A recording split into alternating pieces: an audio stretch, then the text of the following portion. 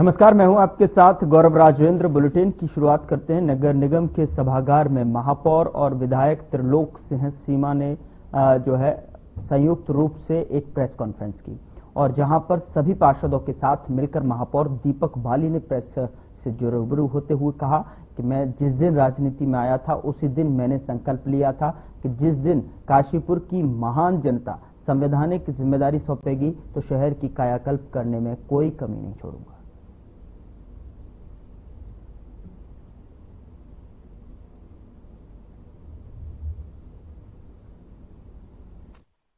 मैं विधायक बना था तो हम लोगों के मुख्यमंत्री जी ने एक लिस्ट मांगी थी कि 10-10 काम जो है हर विधानसभा से हर विधायक, तो उसमें से काफी काम कुछ हो चुके हैं, कुछ पाइपलाइन में है और कुछ में अभी वर्क करने की जरूरत है।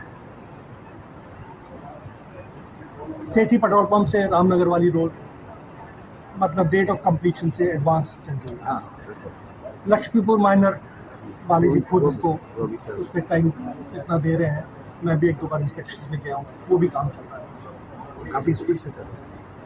हमारे काशीपुर की बहुत बड़ी समस्या जो है पार्किंग की समस्या, पीछे कुछ हल निकालने की मेयर साहब ने कोशिश की, मुझे पता नहीं उसका अपडेट क्या हुआ। मैं देखिए ऐसा है कि मैं थोड़ा सा तकनीकी रूप से भी काम करना चाहता हूँ, लेकिन कई बार जहाँ तकनीक काम नहीं करती है वहाँ आपको प्रैक्टिकल जाना पड़ता है।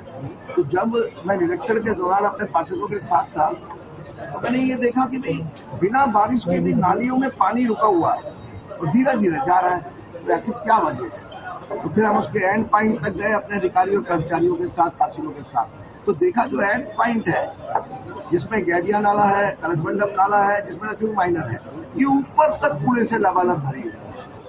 जब पानी अभी भी जा रहा, तो जैसी वर्षा होती है तो थोड़ा सा भी पानी नालियों से बाहर आ जाता है। तो सबसे पहले इसीलिए हमने निर्देश दिया कि जितनी जल्दी हो पहले इनको खाली करना है। और आज आप देखेंगे गैरिया नाला लक्ष्मी माइनर बिल्कुल बगल में है, आप देख लीजिए, वो जो पूरी भरी हुई थी कूड़े से और नीचे कहीं पानी होता होगा, आज 3-3 फुट गुंजाइश उसमें आ चुकी है पानी। अगर वर्षा होती है बहुत तेजी से तो 3 फुट पानी, अब 3 फुट पानी इकट्ठा एकदम 8 फुट पानी भी आ जाएगा।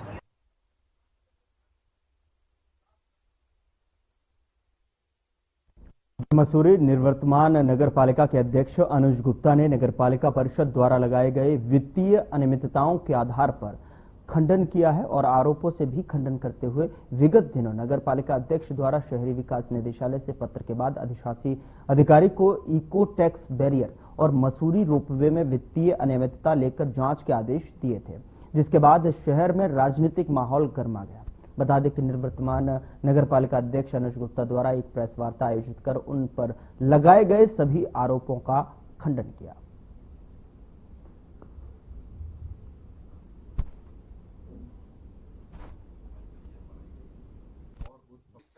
देखिए, सबसे पहले मैं आपको बताना चाहूंगा, कोविड के दौरान जो भी छूट दी गई थी वो शासन के लेवल पे दी गई थी, उसमें ना मेरा ना ही बोर्ड का कोई लेना देना है।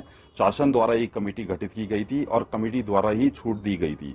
दूसरी, जो ये आरोप मेरे पे लगाए जा रहे हैं, ये केवल पब्लिक को गुमराह करने के लिए लगाए जा रहे हैं, मेरी छवि को धूमिल करने के लिए लगाए जा रहे हैं। सभी पत्रकार साथियों को मैं नमस्कार करता हूं।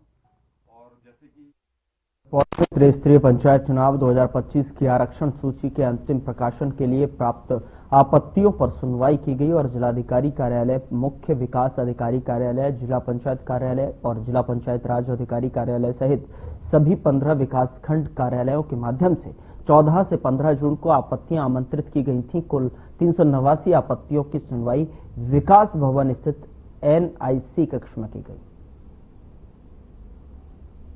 सबसे पहले आपका धन्यवाद। मैं इस मामले में माननीय जिलाधिकारी महोदय से हमने अपने पक्ष रखा। हमारी जो विशेष आपत्ति थी कृषि ब्लॉक में, पहले तो पूरे पर सीमेंट पे थी कि पर सीमेंट के आधार पे जो अगर बाय 2011 की जनगणना के अनुसार ये रिजर्वेशन दे रहे हैं, तो हमने कहा 2011 और 2024 के बीच में 2 चुनाव हो गए, 2014 और 2019। 2014 में 2019 में 2001 की जनगणना के अनुसार इन्होंने रिजर्वेशन दिया और अब 2026 में सरकार के द्वारा जैसे आजकल प्रचार प्रसार हो रहा है कि 2027 में भी नई जनगणना का शुभारंभ होगा। तो मैंने माननीय जिलाधिकारी महोदय से ये पक्ष रखा कि 2027 में अगर बाय द वे जो अनंतिम सूची रिजर्वेशन को लेकर जारी की गई थी, तो इस संबंध में हमने आपत्तियां आमंत्रित की थी। लास्ट 2 दिनों में आपत्तियां जो है उनकी कुल संख्या 389 अभी आई है और उसी क्रम में आज हमारी सुनवाई की तिथि नियत है और इस क्रम में अभी तक क्षेत्र पंचायत की सुनवाई की जा चुकी है और पद प्रधानों से संबंधित आपत्तियों को भी अभी सुना जा रहा है। 3 की शाम को हमारा अंतिम प्रकाशन होगा।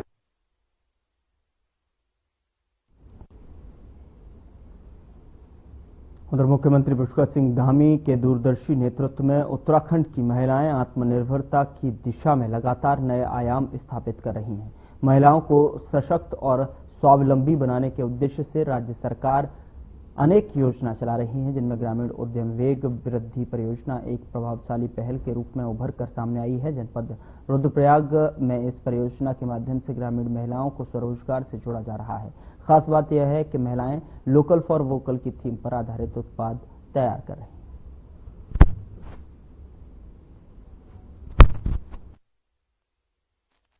मेरे गांव में 5 समूह हैं और समूह के माध्यम से हम ये काम कर रहे हैं, धूप का काम। पहले हमको सेवक के माध्यम से हमें हमारे कागज जारी किए गए और उसके बाद हमें ट्रेनिंग यहाँ पे 6 दिवसीय ट्रेनिंग दी गई, जिसमें हम धूप बनाने का कार्य कर रहे हैं। उत्तराखंड में कांग्रेस उपाध्यक्ष ने सरकार पर लगातार घोटाले होने का आरोप लगाया है। उन्होंने कहा कि अगर ऐसे ही चलता रहा तो 2027 तक उत्तराखंड देश का सबसे भ्रष्ट राज्य बन जाएगा। हरिद्वार और भूमि घोटाले के बाद अब कृषि विभाग में तराई बीज निगम भूमि नीलामी और कृषि मेला घोटाले सामने आए हैं। कांग्रेस ने आरोप लगाया कि तराई बीज निगम की संपत्तियां बहुत कम दामों में बेच दी गई, जो बड़ा घोटाला है।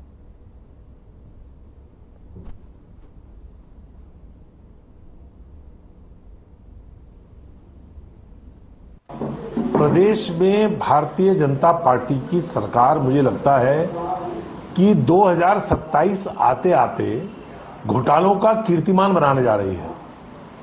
इनका जो जुमला पूरे प्रदेश में जीरो टॉलरेंस, भ्रष्टाचार के खिलाफ जीरो टॉलरेंस, अब वो जीरो टॉलरेंस आप देखिए कि क्या कमाल हो रहा है कि राज्य में हर दिन नया घोटाला आ रहा है।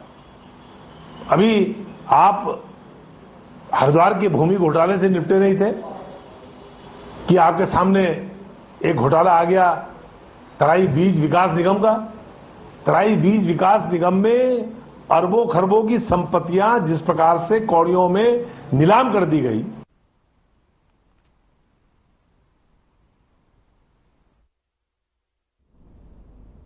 उत्तराखंड में भाजपा और कांग्रेस के बीच जुबानी जंग चरम पर है। कांग्रेस उपाध्यक्ष ने वर्तमान सरकार पर देश में घोटालों का कीर्तिमान स्थापित करने का आरोप लगाया है, तो वहीं बीजेपी ने पलटवार करते हुए उन्हें उनकी सरकारों के दौरान हुए घोटालों की याद दिला दी। भाजपा मीडिया प्रभारी ने आरोप लगाते हुए कहा कि कांग्रेस के मुख्यमंत्री तो कैमरे के सामने पूरे प्रदेश को बेचने का सौदा कर रहे थे। भ्रष्टाचार उनके समय में चरम पर था।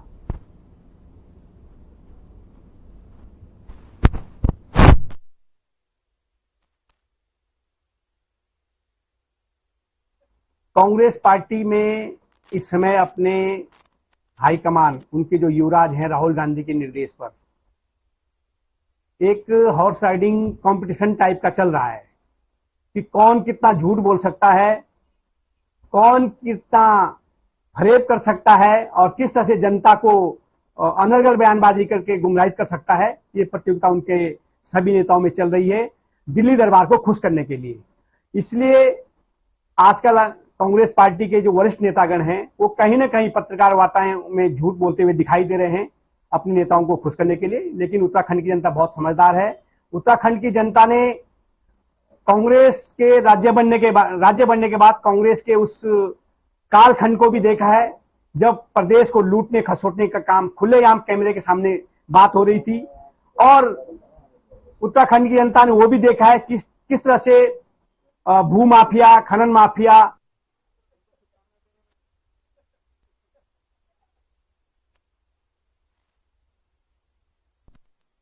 उत्तराखंड अल्पसंख्यक आयोग में अब फिर से अल्पसंख्यकों की बातों पर चर्चा हो सकेगी। पहले आयोग में कोई अध्यक्ष या सदस्य नहीं था, लेकिन अब सरकार ने 7 नए लोगों को सदस्य बना दिया है। अल्पसंख्यक कल्याण विभाग के सचिव धीराज सिंह ने इसके आदेश जारी किए हैं और अब जिन लोगों को सदस्य बनाया गया है उनका काम 5 साल तक चलेगा।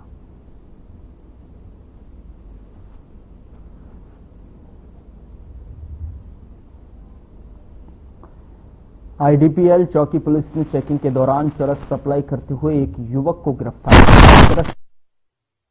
पुलिस ने आरोपी के खिलाफ मुकदमा दर्ज कर लिया है।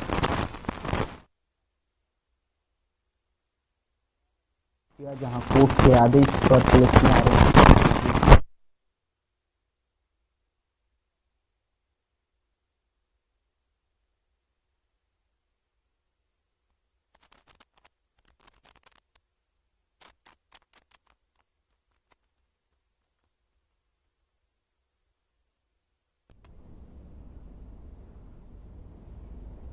यहां रुक रहे एक छोटे से ब्रेक के लिए। ब्रेक के उस पार खबरों का सिलसिला लगातार जारी है।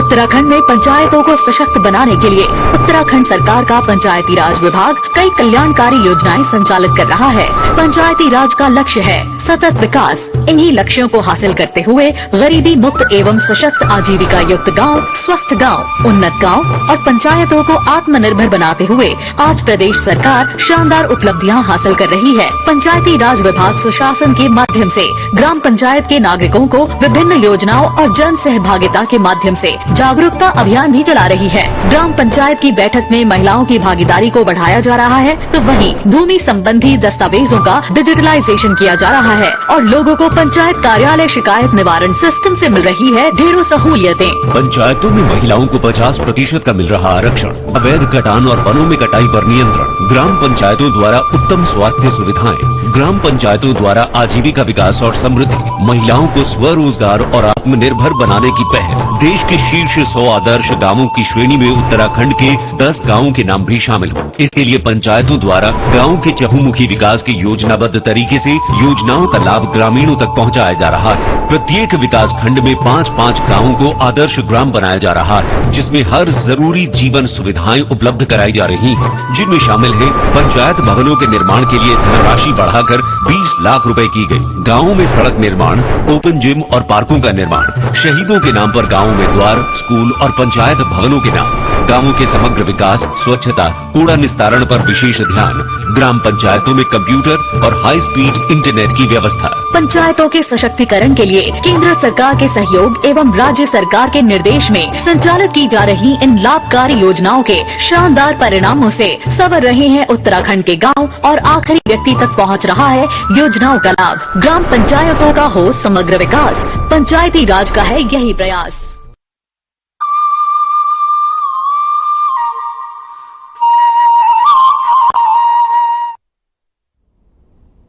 ब्रेक के बाद स्वागत है आपका। खबरों में आगे बढ़ते हैं। हरिद्वार की लाल कोठी में किसान यूनियन का 3 दिन का चिंतन शिविर शुरू हो गया है और इसमें 11 मुद्दों पर चर्चा होगी, जैसे एमएसपी कानून, बेरोजगारी, बिजली का निजीकरण और सरकार से सवाल।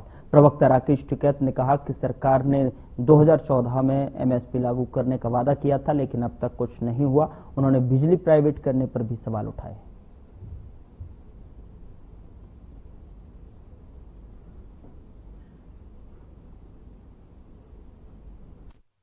मुद्दे रहेंगे सरकार के 11 साल और हमारे 11 सवाल। उसका डिक्लेरेशन अभी लाल कोठी पे जो मीटिंग चलेगी उसमें वे सारे डिक्लेरेशन जो है वो उसमें दे देंगे। वो वहीं पे ही सब रखा। यहाँ पे तो जो मीटिंग थी मेरठ वाले लोग थे, इन्हें अपना अब गंगा स्नान करेंगे, सब जगह जाएंगे, तो वहां पे मीटिंग चल रही है, तो उसमें वो करेंगे। मुख्य रूप से कौन कौन सा? देखो, मुख्य रूप से बिजली प्राइवेट हो रही, वो एक बड़ा इशू है।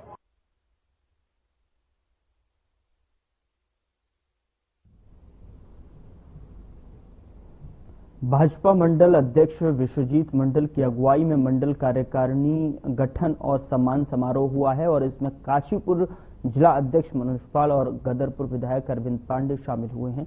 मनोज पाल ने कहा कि भाजपा एक विचारधारा वाली पार्टी है और इसमें काम करने वालों को सम्मान मिलता है। देखिए, भारतीय जनता पार्टी हमारी एक विचारधारा वाली पार्टी है और हम निरंतर काम करते हैं। बूथ से लेकर जिले तक, जिले से लेकर प्रदेश तक और राष्ट्रीय स्तर तक भारतीय जनता पार्टी के कार्यक्रम चलते रहते हैं। अभी हमारी यहाँ संगठनात्मक इकाई गठित हुई है। आज उस संगठनात्मक इकाई का उत्साहवर्धन करने के लिए उनका स्वागत का कार्यक्रम था। मेरे यहाँ के सम्मानित मंडल अध्यक्ष, यहाँ की जो हमारे वरिष्ठ जन है, हमारे सब लोगों ने आग्रह किया कि आना है और अपने सारे कार्यकर्ताओं का उत्साहवर्धन करना है। उस नियमित आज दिनेशपुर जो मंडल इकाई है उसमें जो अपने नए पदाधिकारी बने हैं,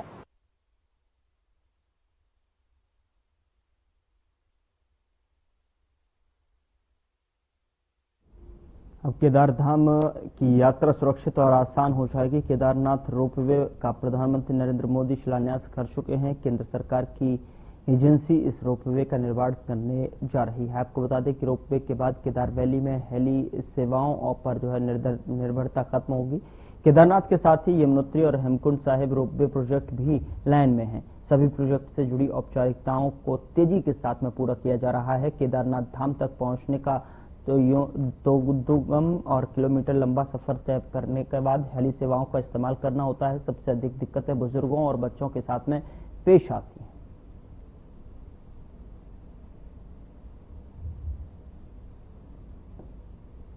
ये रोपवे जो है, केदारनाथ का रोपवे बहुत ही महत्वपूर्ण होने वाला है और हमारे लिए गौरव का विषय है कि हमारे जो दो रोपवे, एक हेमकुंड साहिब का रोपवे और केदारनाथ जी का रोपवे, ये किस प्रकार से आने वाले समय में यात्रियों के लिए बहुत महत्वपूर्ण होंगे, ये समय बताएगा। लेकिन जिस प्रकार से जो यात्रा केदारनाथ में जिस प्रकार से लोग जाते हैं, बड़ी संख्या में भक्त जाते हैं, तो आने वाले समय में बहुत ही सहज और बहुत ही सरल ढंग से रोपवे के माध्यम से यात्रा होगी। बहुत ही सस्ती यात्रा होगी। जिस प्रकार से हम देखते हैं कि हेली हो या अन्य माध्यमों से लोग जाते हैं।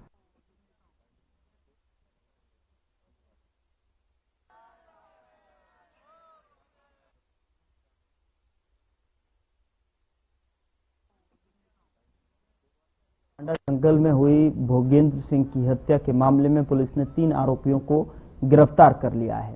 आपको बता दें कि एएसपी सिटी जहां पर एसपी सिटी प्रकाश चंद्र ने प्रेस वार्ता कर बताया कि हत्या की वजह पैसों का लेन देन था।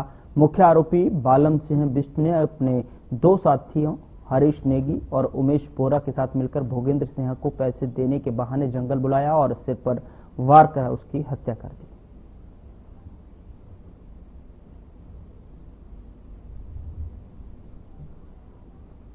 देखिए, टांडा जंगल में एक अज्ञात शव की सूचना पर पुलिस ने तफ्तीश शुरू की थी। सर्वप्रथम तो इसकी शिनाख्त के प्रयास किए गए।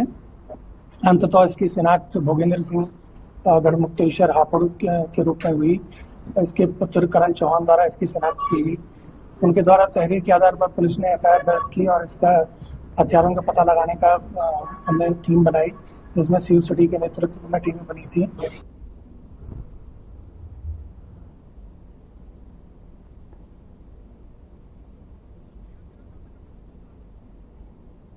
यहां रोक रहे एक छोटे से ब्रेक लिए। ब्रेक के उस पार खबरों का सिलसिला लगातार जारी है।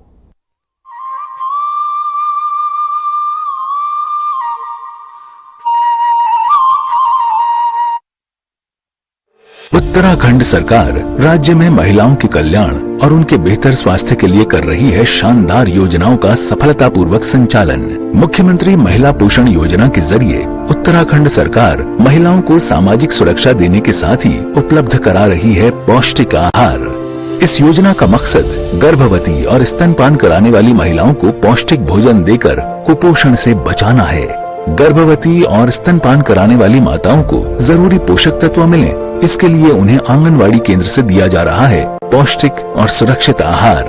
मैं मुख्यमंत्री जी का धन्यवाद देना चाहती हूँ, जो उन्होंने हमें पौष्टिक आहार प्राप्त कराया है और हमें भरपूर लाभ दिया है। पहले पोषाहार मुझे मिलता था, अब मेरे बच्चे को मिलेगा। योजना का उद्देश्य गर्भावस्था, प्रसव और स्तनपान के दौरान महिलाओं को जागरूक करना और जच्चा बच्चा की देखभाल तथा संस्थागत सेवा उपयोग को बढ़ावा देना है। उत्तराखंड सरकार ने गर्भवती महिलाओं और नवजात शिशुओं के बेहतर स्वास्थ्य को ध्यान में रखते हुए राज्य में शुरू की हैं कई महत्वपूर्ण योजनाएं। इसी कड़ी में प्रधानमंत्री मातृ वंदना योजना के जरिए उत्तराखंड सरकार गर्भवती महिलाओं व स्तनपान कराने वाली महिलाओं को दे रही है आर्थिक सुरक्षा। इस योजना के तहत गर्भधारण के समय महिलाओं को प्रोत्साहन राशि के रूप में 1000 रूपए की धनराशि तथा अस्पताल में प्रसव होने पर 2000 रूपए और बच्चे के जन्म का पंजीकरण होने और बच्चे के प्रथम चक्र का टीकाकरण पूरा होने पर तीसरी किस्त में 2000 रूपए की धनराशि दी जा रही है। ये धनराशि सीधे गर्भवती महिला के खाते में दी जाती है। जननी सुरक्षा योजना भी उत्तराखंड में महिलाओं के लिए हुई है वरदान साबित। इस योजना के तहत सरकारी अस्पताल में प्रसव कराने वाली गर्भवती महिलाओं को दी जा रही है 1400 रूपए की आर्थिक सहायता। माताओं के साथ शिशुओं की स्वास्थ्य सुरक्षा को भी सुनिश्चित कर रही है उत्तराखंड सरकार। स्वस्थ मातृत्व, सुरक्षित मातृत्व।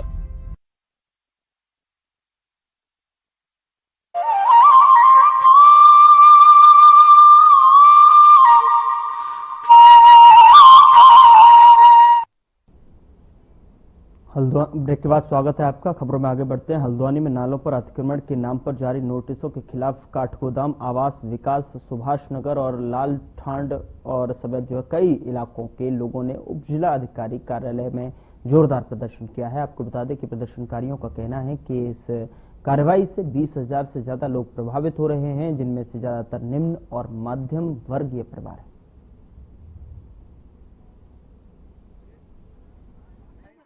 ये नाला जो है भैया ये चंबल पुल से आया है और कम से कम ये 40 मीटर से चौड़ा रास्ता मतलब नाला है।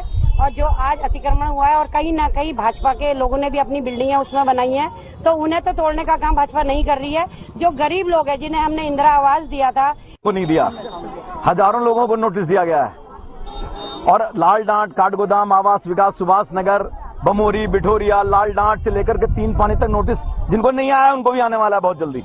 तो मेरा कहने का मतलब है, देखिए तोड़फोड़ करना या नोटिस देकर डराना ही अकेले विकल्प नहीं होना चाहिए। हल्द्वानी शहर तलहटी में बसा हुआ शहर है। सारा पानी चारों तरफ से आकर के कुछ गोला में बह जाता है, कुछ हल्द्वानी बहता है। आप 400-500 मकानों को तोड़ करके स्थायी हल आप नहीं पा सकते।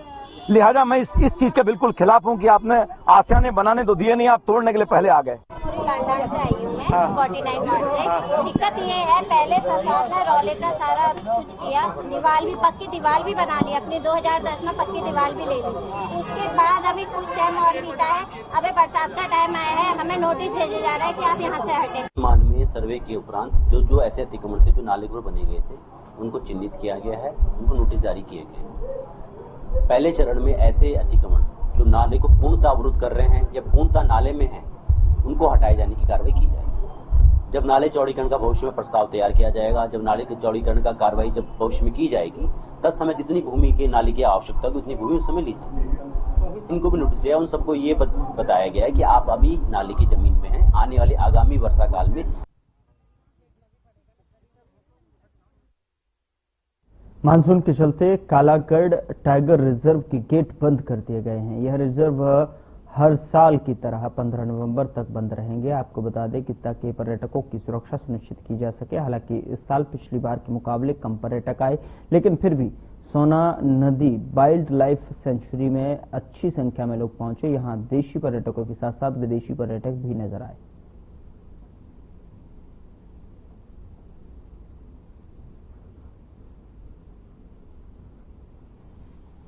हमारे यहाँ जो अभी तक जो गजट नोटिफिकेशन है उससे जो है 15 नवंबर को हमारा पार्क खुलता है और 15 जून को बंद हो जाता है। तो ये आज 16 तारीख है, तो आज 15 जून को हमारा पार्क बंद हो चुका है। इस बार सीजन कैसा रहा? सीजन लगभग सामान्य रहा, ठीक रहा। इस बार टूरिस्टों का आवागमन थोड़ा कम हुआ क्योंकि प्रयागराज में वो चल रहा था और उसके बाद